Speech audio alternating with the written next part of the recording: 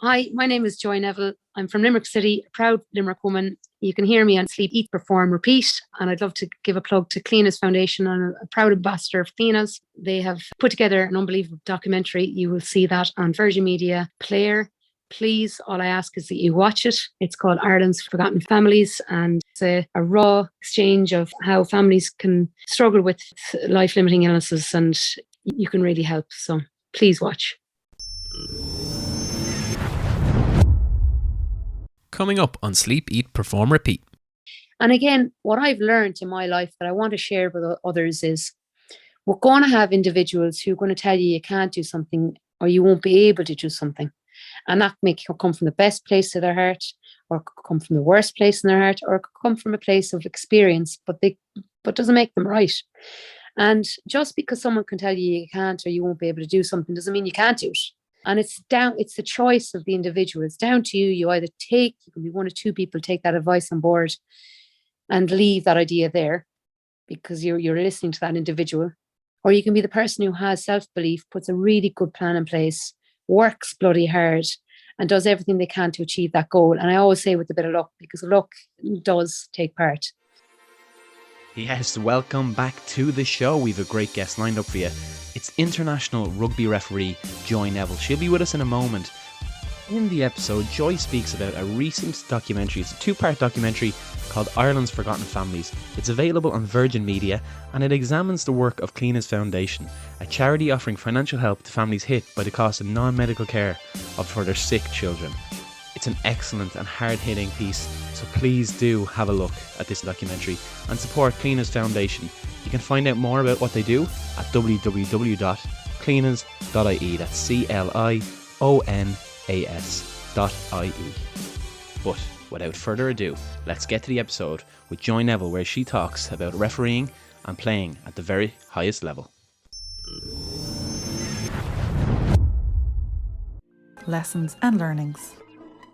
Today we spoke with Joy Neville, former Ireland Women's Rugby Union International and current IRFU referee. As a player, Neville represented Ireland at both the 2006 and 2010 Women's Rugby World Cups, captaining the first Ireland team to defeat France in that period. After retiring as a player, she took up being a referee. She has taken charge of matches in the Women's Six Nations Championship, the World Rugby Women's 7 Series and the Rugby World Cup, including the 2017 final. Neville has also achieved a number of firsts as a female referee in the men's game, a Pro 14 match when she took charge of a 2017-18 fixture between Ulster and the Southern Kings. Wait for the story from that game. This also saw Neville become the first woman to referee a top-level men's rugby union match in the UK. She is professionally contracted with the IRFU, has been a TMO, and is based in Limerick. Today we spoke about her journey to being a ref from a player, what makes an excellent referee, and what the prep and post-game processes look like. We heard about the challenges of being a referee, balance between home and work with travel, and her varied officiating roles. We explored how to counter doubt and mistakes, and her fundraising and giving back work. This one is inspiring, about embracing challenges. Joy Neville, it's been a while. Thanks so much for coming on the show. How are you getting on? Oh, good, Dave. My pleasure. Absolutely. I don't know how long ago it was, but it was involved a rugby ball and a couple of tags, if I'm correct. A rugby ball's been part of your life for a while now. I was kind of chatting to Kieran a lot about that. What's going on in your world at the moment? Lots going on. Well, a lot, I suppose. We've seen 2 years of our lives disappear, haven't we, really, with COVID? Yeah. Certainly, we made the most of it here. I've since had a baby boy, Alfie. He's 10 months old. And, with the amount of travel that I used to do pre-COVID with the 7s and the 15s, and made the most of the opportunity. And we've started a family, and I'm back into work again and loving it at the moment.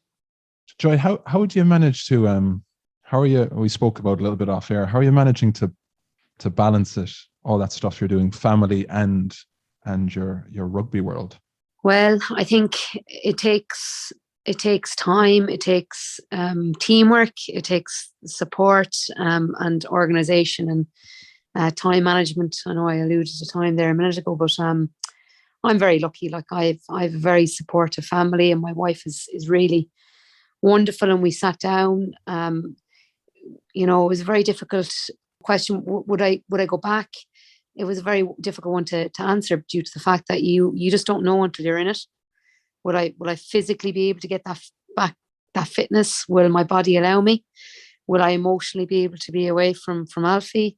Or would I find it too hard, the amount of travel? Because obviously now I'm back reffing 15s, but I'm kind of in an area where I have massive opportunities to go to the Men's World Cup as a TMO. So, and that brings great challenges. And one of the biggest ones is being involved in the top game and about travel. I'm away a lot now. So I think the biggest challenge, really, to answer your question, is putting a good plan in place in order to make sure that we're successful, and when we have our downtime, that we take that downtime for our mental health and in order to make sure it works. You mentioned travel, and anyone who's had any experience in sport knows, especially pro sport, the highest level, that is the big sacrifice really on family and also yourself. Just for the people maybe that don't know a whole lot about your world, what does the travel schedule look like? Well, we travel every weekend. So whether I'm refereeing in the the Women's Six Nations or URC, I'm predominantly TMOing in Champions and Challenge Cup. And then I may be on the line for URC as well. So that's from a 15s on field officiating perspective. The TMOing then on the international stage would involve the Men's Six Nations. The Summer Internationals have been announced, so that will see me being away for 3 weeks. So I go to Dubai. We all go to Dubai for a conference in the lead up to the Men's Summer International. So it's 5 days in Dubai, and then I'll fly on to the team. A few of us will fly on to South Africa. So I'm a TMO for South Africa, Wales. And then the day after that game, I fly to Australia to be the TMO the following weekend for Australia, England. So so that's 3 weeks. And then obviously the Women's World Cup was postponed a year because of COVID. And that goes ahead in October to arrive the 1st of October and leave on the 14th of November. So that's 6 weeks away from home, if selected, which we will find out now next month. But we've already had our family discussions. Will you come over some more with Alfie? But it's just too hard, lads. Like he's one and a bit. And you asked about how do we survive? Family, the support, having that support network and being able to lean on others is massive. And if I were to add, if someone was to come over with Alfie, if selected, I'd only be comfortable if someone else from the family would come with her. But that's a big ask. So either that happens or FaceTime will be a big part of my life. Yeah, you're definitely getting the air miles up anyway, so we don't envy some of them flights and some of that travel too much, but... Not the worst places though. Dubai could be nice. Yeah, nice, and it's South African Wales. That would be very interesting. Looking into TMO and life as a referee, even a lines person, if you're preparing for a game when you're an Irish international, you obviously have training camps, you obviously have a lot of preparation that goes into it. How much do you prepare for games in comparison as a referee or linesman or a lines person or a TMO versus when you were an Irish international or even just a rugby player? Yeah, that's an interesting question, actually, Kieran. The amount of work that is necessary is far more than that as a player. Obviously, as a player, physically, your physical pillars are extremely important, and that will mainly be power and speed, and strength. And then from an officiating point of view, let's go referee. Each referee has different approaches. Now, my mindset would be preparation is massive. I always want to come out of a game knowing, with no regrets, knowing that I've done everything possible in order to be proud of my involvement, regardless of the outcome, But from a refereeing perspective, I would over-prepare. I know that comes with the health warning as far as going with preconceived ideas on teams or on tactics or on individuals. But so I think that's a balance that you need to have as an individual. But I would probably analyze teams, their past 2 or 3 performances, so that I'm able to identify trends and possible problematic players. So that the main thing for me is that I'm not caught off guard. So whatever is going to happen, I've to a certain degree have prepared for this. And that's done me well. And I think part of it is, self-belief is massive. And I find that self-belief comes from preparation, which aids confidence. For me, it's a cycle. And if I can go into a game with as much confidence, knowing that I've prepared to the max, well, that's an extra elevator from a performance perspective. That's my mentality around it. What does the aftermatch review look like? I mean, we're always intrigued by feedback and analysis. As a player, obviously, you have coaches, you have journalists, you have fans all saying, "Oh, she played well," or "She dropped the ball there," or "She scored that wonderful try." When you're touchy or you're reffing or you're TMOing, what's that like? How much of it is from within, or how much of it is from maybe external objective people saying, "Oh, we have to mark her and score her accordingly"? What's that look like?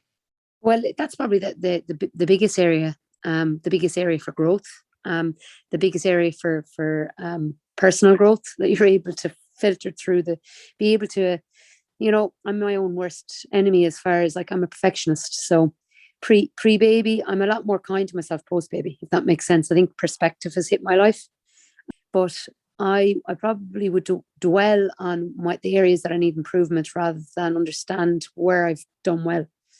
I think it's a good mindset, but I think there's a balance, to get to grow and develop.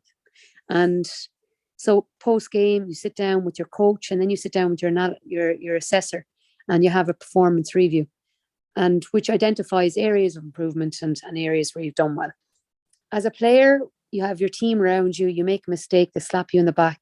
That were the earlier years. As the game progressed and technology set in, you were then more accountable for your actions because there was no hiding. But mistakes were still accepted. What I found, and which I'm really surprised to find from an officiating point of view, is people have this unrealistic expectation that you won't make any mistakes. And I think that's quite unfair due to the fact that we are human beings. You cannot concentrate for 80 minutes and not make mistakes. So you're going into an environment whereby you're going to be judged unfairly from the point of view that you're held at a very high standard that just is very difficult to abide by compared to that as a player. Part of that is growth. We are going to make mistakes, but it's not about dwelling on those mistakes. And this is another area that definitely, through the environment that I work in, has aided me in my personal life, and something I always have to remind myself constantly, so that I'm constantly in a good frame of mind to grow and learn. Is we as humans, we fear mistakes, and again, we're human. We're going to work in new environments. We're going to have very little knowledge base. Or in the case that you're working in an area where you have a lot of experience, you're going to come across new things and you're going to come across tough learnings. But it's about breaking it down and understanding the why in order to minimize the same mistake happening again. And that's just growth and development. Like every day is a school day as far as I'm concerned. And I've now learned to have that mentality, and it's a nicer mentality to have. And certainly you grow faster and you learn from those experiences much better. I had this conversation recently about mistakes from rugby players versus referees, because it's one of them sports that the law is interpreted so well by the officiating staff, and then it can be difficult for players to keep up to date because it's evolving, but also it's quite complex in terms of breakdown and how it's interpreted from individuals and what type of game it is. But you're essentially, as a referee, looking out for mistakes within play against breaks and rules, and you're trying to govern them mistakes. But then if you commit a mistake yourself as a referee, it's seen as blasphemous almost. That how could someone make a mistake in this game when your whole thing is to enforce that the game keeps going? When you're in them situations where it doesn't go your way with a decision, and you're facing maybe some abuse or maybe some disregard from players in terms of the respect levels drop a little bit, a mistake has occurred, what do you do to overcome that situation and get yourself back in? Because as a player, you can think about the next ball and you can think about the next contact in rugby, but as a referee, is it more difficult, and do you feel more isolated where you can't slot back into that team? Well, it's a turf learning ground, and that's it's very difficult. You know, when you make a mistake, generally it's misreads. It wouldn't be law. Like we know our law, and the reason why the game of rugby is so difficult to referee or officiate in is because it's such a grey. It's such a grey game. It's down to the interpretation of the referee. You've some referees from the Southern Hemisphere who will expect a poacher, a jackler to be on the ball that little bit longer before they get rewarded, versus some other referees from the same hemisphere or another hemisphere, you know, giving that penalty a little bit sharper. So it's you know, it's down to the interpretation of the referee. But what I have learned, and this is part of my growing, is to have the ability to be able to block it out. Like, you make a mistake, you know you've made a mistake, you dwell on that, and it'll affect the next breakdown. And what will happen is another mistake will jump on the back of the initial mistake, and before you know it, 20 minutes into the game, you're constantly thinking about scrums, because you know it's a difficult area, and instead of concentrating the here and now, you're after, you know, messing up the scrums because they're being tough, but also because you're so focused on those scrums. Please let there not be another knock on. That you've taken your focus from those pictures at the breakdown, and inaccuracy comes in at all levels. So and that's happened to me. I've wanted the ground to open up. It's been a difficult learning. Spoke to Mr. GC, and I always said it to George. I would love to have the head of experience on his shoulders, because at some point you go into a game being so comfortable that you've gone through so much, and being, you know, you've learned from those so many different difficult and great moments that it becomes second nature to you, and that's what happens. You learn from those moments, but certainly you just can't dwell on anything that's happened a few seconds prior, or else it's at the detriment of the rest of the play. What makes a great referee from a good referee? I mean, George, I watched a match with him in Thomond Park, and I was blown away when he was just pointing out and talking about the cardio. And you've obviously mentioned it, the fitness required to be an elite ref, but also if you're traveling, probably there's language, and also maybe even just keeping the focus, keeping the sharp mind to make those in-game decisions. But making that jump, because your career's really accelerated, and you're doing lots of different things in the officiating space. So what's it all about that helps you excel? What are those pieces that make a successful officiator? You see some referees and they make it about themselves, and it should never be about the referee. I think I have empathy with the players as a past player. The benefit for me is the fact that I have an understanding of what the players are trying to achieve. I have a better understanding of the emotions that they may be going through. And I think what makes an excellent referee is the ability to be able to man management, woman management. It's not using one form of management. It's the ability to understand what's the best type of management to use for that certain individual to get the best outcome. It's the most difficult area, but it's like personal development. It's the ability to be able to understand what approach is the best for that person, how will they react best to that, and how to get them on side. Now that this is multi-layered, like, you know, you go into that game and you're inaccurate from minute 1 to minute 20, and you lose complete credibility.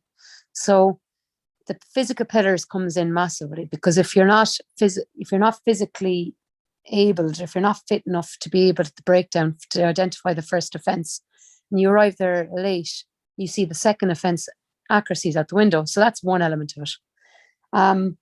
Positioning, you know, being able to be nimble, to be able to not get in the way, and to be able to manage those players, not make it about yourself. And have a bit of humor, be human with those players, because in the end of the day, we're all human. And sometimes I think that's the problem. Like, there was a massive stigma involved with refereeing, when certainly I had a stigma against it when I first started. The reason why I didn't want to do it is because why would you want to become a referee, you know?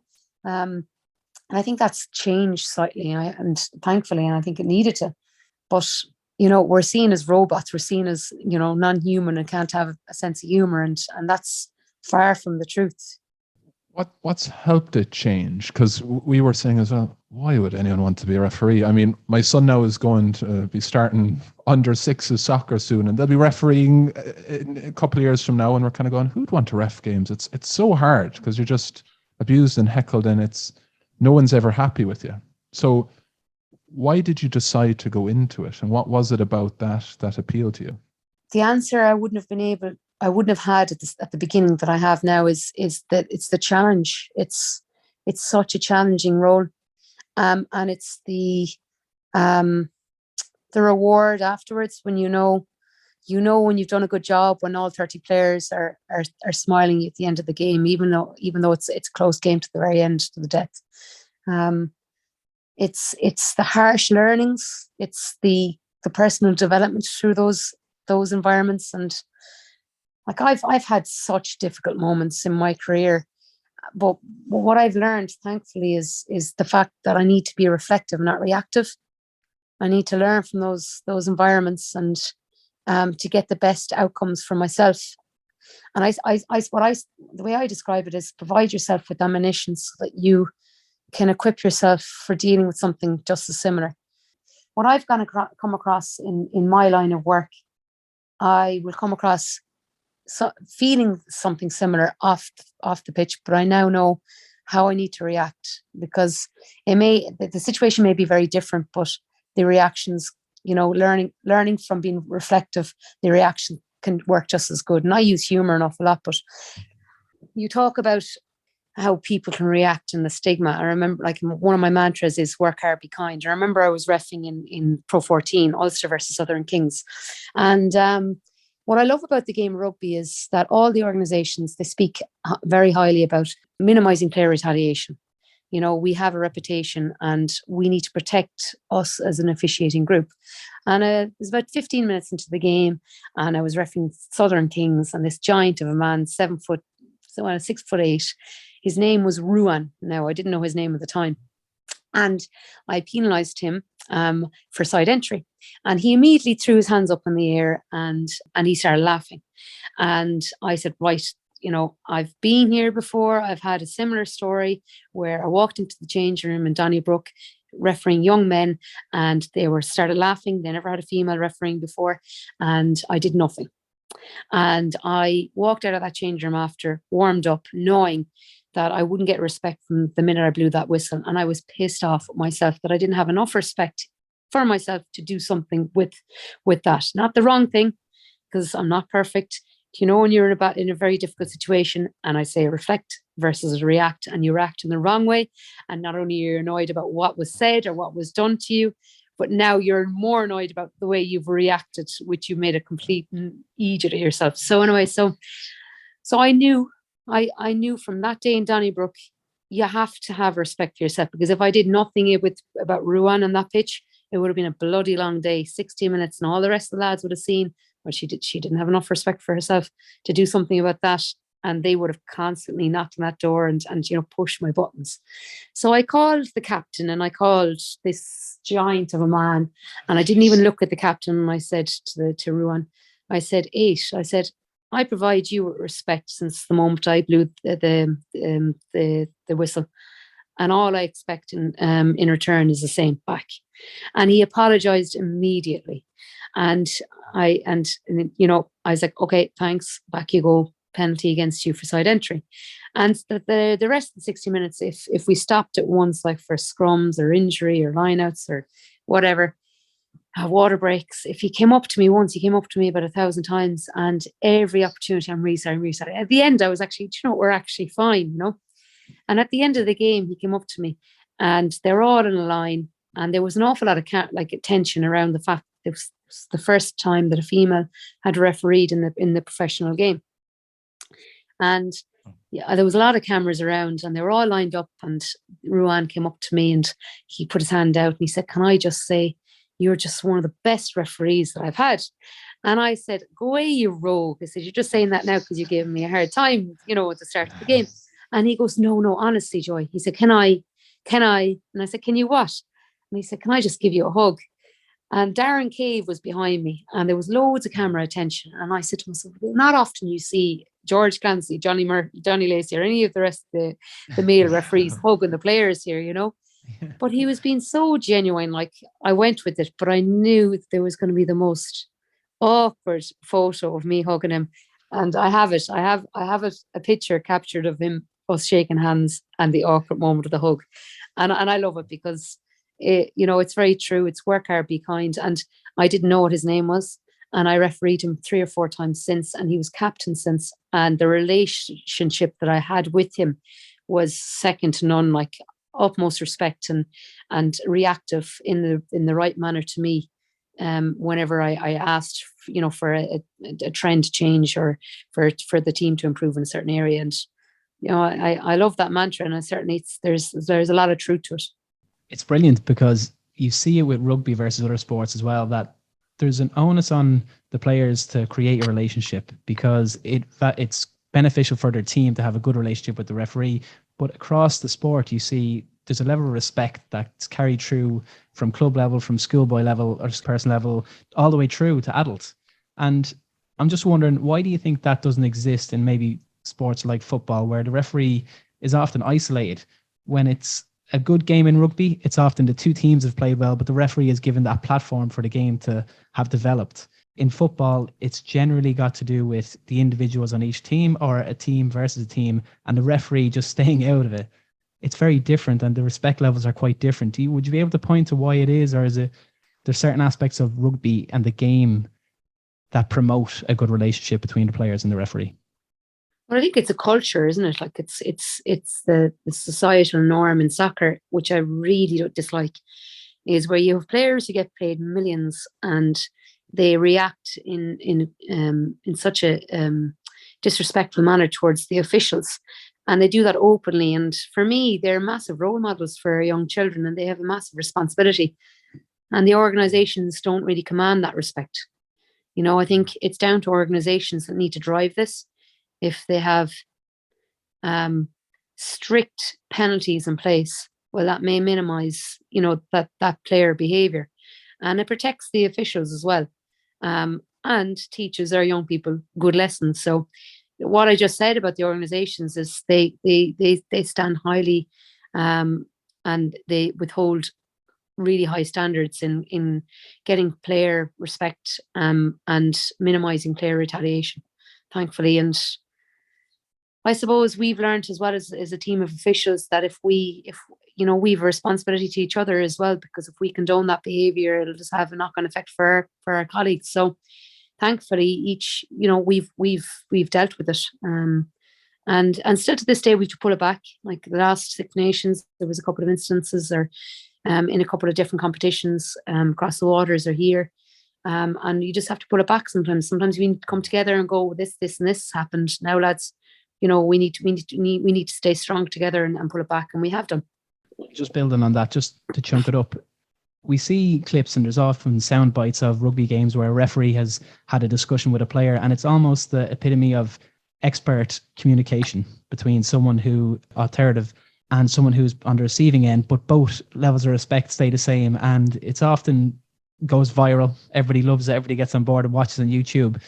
Do you get communication training, or how does it become such an integral part of what you do on the pitch? Great question. We had a guy who came in, and he was excellent. His job was, I suppose, to identify different means and methods of communicating and getting the most out of the situation. Like in that scenario that I gave you, I went soft hands. I wanted him to understand where I was coming from. You could, you hear about the egos, the ego states, the child ego, the parent ego. But I could have gone in with adults. Don't you speak to me that way. How dare you, along those lines. And what would I have gained? So he would only have got his back up and said, don't you speak to me like that in front of cameras. You're embarrassing me, kind of, and it would have done the complete opposite to what I was trying to achieve. And that was for him to realize himself that his actions were out of order. And so a lot of it is around communication, and a lot of it is around learning from making errors within communication. And you have the great referees who will have good awareness and understand where they could have done better. and you have other referees who don't have such good awareness and repeat those mistakes. And you can it's easy to pick them out, to be honest, to this day. So I think it's down to mentality. It's down to your own mentality in being able to identify where you could learn further and develop and grow, and your approach towards your mistakes. On your LinkedIn, it says inspirational speaker. We're always interested in role modeling here on the show, and with what you've achieved as a player and now as a ref, and as a female achieving it at the high level in the males game as well. What is it about what you're doing? You're also doing so much good work for Cleaners and Simon Midwest Children's Arc, all this giving and serving. What are you trying to do? What's it about? What are the messages you're trying to get across, so that if my sister's watching you, or if my daughter's watching you, she's going to say, oh, I see that. That's something as a behavior I admire. Well, you make me sound like an angel there now, Dave, and you and me both know I'm no angel. We left out the rest now. Let's just say the most competitive person on the pitch that probably gets people's backs up as a player. And well, I suppose what I've learned only in the last 2 or 3 years is the amount that I've learned as an individual, and the amount of difficult moments that I've gone through. I always speak about it's mind frame. It's a state of mind. It's you're going to come across more difficult moments in your life than not, and than good moments. And it's about the ability to always see the positives. I remember walking into a changing room and out of the changing room, getting ready to warm up, and met by a guy in a club blazer after something else that happened prior. I won't even get into it. And he's like, "Oh, you're here to ref the thirds?" And no, I'm here to ref the firsts. And he's, "You'll be able to keep up with the pace of the game." And I said, and again, what I've learned in my life that I want to share with others is, we're going to have individuals who are going to tell you can't do something, or you won't be able to do something. And that may come from the best place of their heart, or come from the worst place in their heart, or come from a place of experience, but doesn't make them right. And just because someone can tell you can't or you won't be able to do something doesn't mean you can't do it. And it's the choice of the individual. It's down to you. You either you can be one or two people, take that advice on board and leave that idea there because you're listening to that individual. Or you can be the person who has self-belief, puts a really good plan in place, works bloody hard, and does everything they can to achieve that goal. And I always say with a bit of luck, because luck does take part to it. And, with all going well, you'll achieve that goal. The second thing I'd love to share through my own experiences is, I've reacted wrong. I've reacted I haven't reacted in the right manner in numerous instances. Something new will happen to us most days. You'll come across a situation that you haven't come across before, and we're human. We're going to make mistakes, and we may not react in the right manner all the time. And I've reacted, the worst thing you can do is react in the wrong manner and have regrets thereafter. And I've learned through those experiences that if something happens that never happened to you before, take a breath, reflect, go away and think about if it happens again, what's the best way to react to it? And I always use humor. So I could have reacted in the wrong manner to that gentleman. And I know that's down to lack of education. He was an older man. It happened a few times where they never had a female officiate. And this will happen in many different environments. And I always talk about the tags and labels. We a minority group of us will always hold on to tags and labels, the societal norm. And after speaking to that individual, and I said, "No, I'm sure I'll be fine." And I smiled and I, disengaged that conversation and went out there, and I used that as a motivation to go out there and perform to the best of my ability. If I can win at least one person over.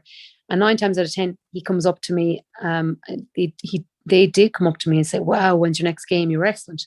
And what I always try to prove is, drop those tags and labels. It's not about the sexuality. It's not about the gender. It's not about the size. It's not about the mental capacity. It's not about the religion, the culture. It's about an individual in an environment doing the job to the best of their ability and to the standard necessary. And they're things that I've learned. And if I can share them and prove, and unfortunately, and that's my motivation when I go out doing male professional games.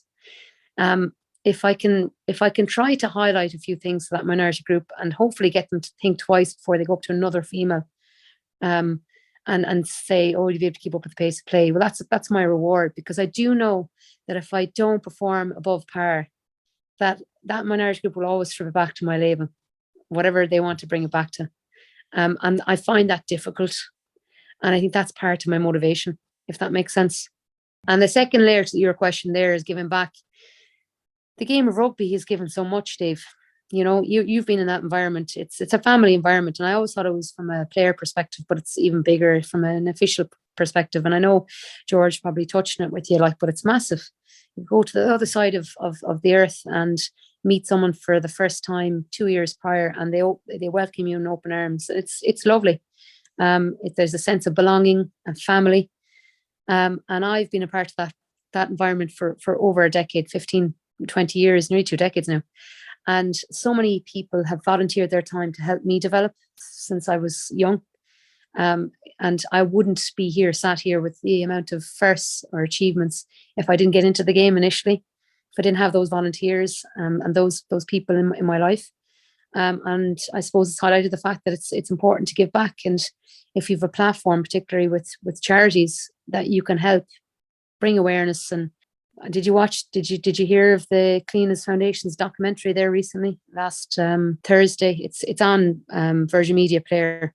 You should really watch it. And they're just one of many charities that help families with kids with life limiting illnesses. And I think it's important that we try to bring that awareness to others in order to, because so many families go through so much hardships, and you have to count your blessings. I know we go through our own stuff, but sometimes to bring it back to could be an awful lot worse. So some excellent messages there, and we've one more question for you, and it's one we ask everyone who comes on the show, Joy.